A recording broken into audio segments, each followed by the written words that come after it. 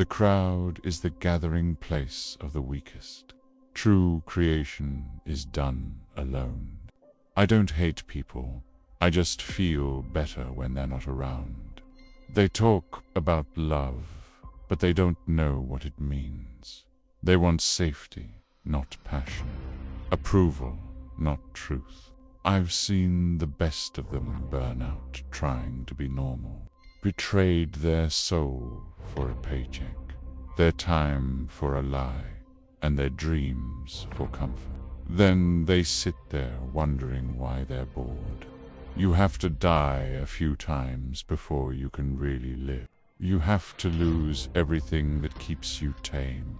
Pride, money, certainty, even hope, before you find what's real. Stay drunk on something that burns clean. Writing, art, madness, solitude. The world hates fire, but it respects ash. This is Bukowski at his most brutal and prophetic. Not the drunk clown of myth, but a modern cynic in the ancient tradition. When he says, "The crowd is the gathering place of the weakest," he means that mediocrity is magnetic. Society rewards obedience disguised as virtue. The artist, the outcast, the drunk, and the mad are not rebels by choice, but by temperament. They simply cannot stand the stench of falsehood. "I don't hate people.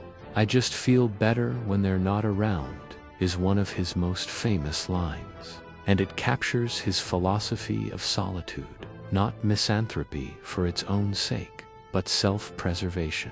For Bukowski, solitude was oxygen in a world that suffocates with chatter, hypocrisy, and bureaucracy. The ordinary person hides behind respectability. The outsider faces himself, stripped of illusion. The middle of the passage, they trade their soul for a paycheck, is Bukowski's central indictment of modern life. He despised the routine of the 9-to-5 world because it smothered the wildness that keeps the human spirit alive. To him, selling one's time was the most cowardly form of suicide, a slow, polite death in fluorescent light. "You have to die a few times before you can really live," is vintage Bukowski. Tragic wisdom stated like a barroom proverb. It's about the necessity of collapse, the idea that suffering, humiliation, and loss are the only ways to burn off the inauthentic layers that society wraps around us. Only through ruin does the genuine self appear. The final line, "The world hates fire, but it respects ash," might be the most haunting. Fire is passion, rebellion, the act of creation. Ash is what remains after it burns out.